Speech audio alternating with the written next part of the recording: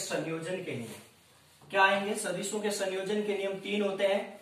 त्रिभुज का नियम, समांतर चतुर्भुज का नियम और बहुभुज का नियम। कितने नियम होते हैं सदिशों के संयोजन के नियम? सदिशों के मतलब संयोजन मतलब सदिशों को जोड़ने के नियम की 3 नियम है।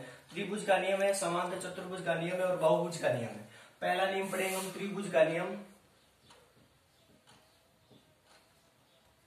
त्रिभुज का नियम। अब देखो त्रिभुज का नियम क्या होता है? त्रिभुज का नियम होता है कि जब दो या दो से अधिक त्रिभुजों की दो क्रमागत भुजाओं को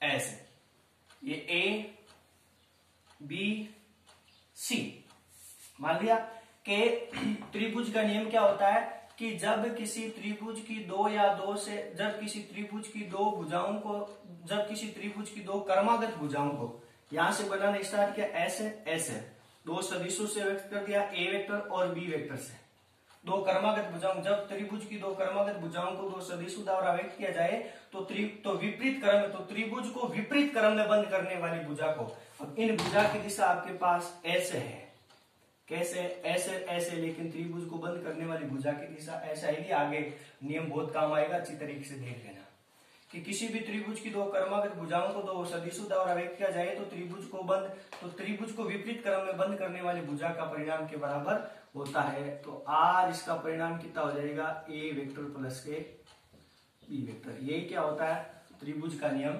होता है। इसी प्रकार दूसरा आपके कि समांतर चतुर्भुज का नियम। समांतर चतुर्भुज का नियम, समांतर चतुर्भुज का नियम देखो, पहले समांतर चतुर्भुज बनाया,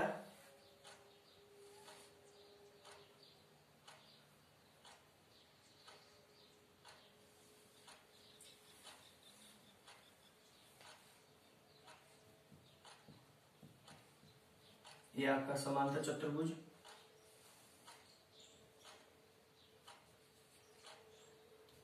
ए बी सी डी। अब समांतर चतुर्भुज क्या होता है कि जब समांतर चतुर्भुज की दो आसन भुजाओं को दो सदिशों द्वारा व्यक्त किया जाए, ए वेक्टर, ये भी ए वेक्टर, बी वेक्टर और ये भी बी वेक्टर, दोनों भुजाएं क्या होगी आपस में? यदि ये ए वेक्टर तो सामने वाली भुजा भी ए वेक्टर, यदि ये बी वेक्टर है तो ये भी कौन सी होगी?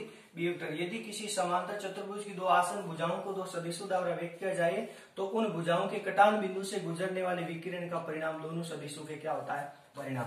ये आपका इनका कटान बिंदु है। अब इन कटान बिंदु से गुजर रहा हूं मैं विकिरण, ऐसे मिला दिया, बीसी विकिरण आपके पास नहीं, ऐसी विकिरण, तो इस विकिरण का जो परिणाम होगा वो क्या होगा?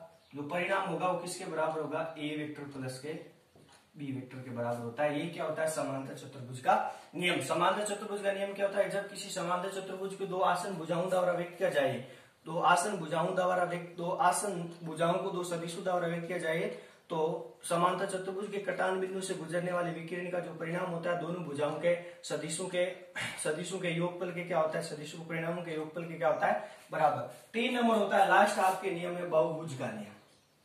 कौन सा? बहुभुज का नियम। अब देखो बहुभुज का नियम एक बार देख लो। बहुभुज का नियम लास्ट नियम है सदिशों के, कल पढ़ाऊंगा मैं गणितीय विधि से दो या दो से सदिशों का परिणाम ज्ञात करना। अब देखो ये बहुभुज का नियम क्या है?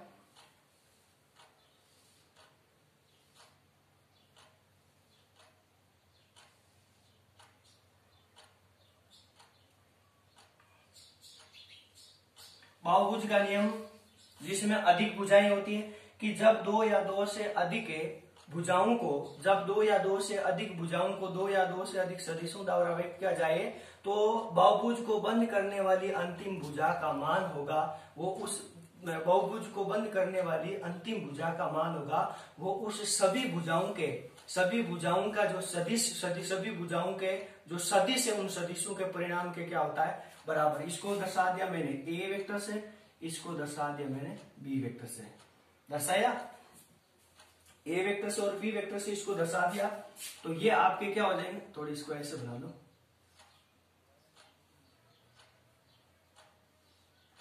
तो ये हो गया त्रिभुज ऐसे बन गया, तो ये किसके बराबर हो गया, आर वेक्टर बराबर ए वेक्टर प्लस के बी वेक्टर। इसको किससे दर्शा दिया, सी वेक्टर से। इसको किससे दर्शा दिया मैंने, डी वेक्टर से दर्शा दिया। किससे दर्शा दिया, डी वेक्टर से दर्शा दिया। तो ये भुजा कैसे के बराबर हो गई, तो आर वेक्टर बराबर ए वेक्टर प्लस के बी वेक्टर और प्लस के सी वेक्टर। तो इस भुजा का मान, जो परिणामी भुजा है, जो अंत में बंद कर रही है, 1 2 A vector B vector C vector, तो इस भुजा का मान कितना हो गया, ए वेक्टर प्लस के बी वेक्टर प्लस के सी वेक्टर प्लस के डी वेक्टर। मतलब सभी का योगफल क्या हो गया कि त्रिभुज को, बहुभुज को बंद करने वाली 1 2 3 4 बहुभुज को बंद करने वाली अंतिम भुजा का मान उस बहुभुज में जो सदिश लिए गए, उन बहुभुजों में जो भुजाओं पर सदिश लिए गए, उन सदिशों के परिणाम के योगफल के बराबर होता है। आगे ना, क्यों ये, अब इसको कैसे, क्यों ए बी है, तो ये क्या हो गया, ए वेक्टर बी वेक्टर, इस प्रकार ये सी जुड़ गए, आर बराबर ए वेक्टर प्लस बी वेक्टर, इस प्रकार ये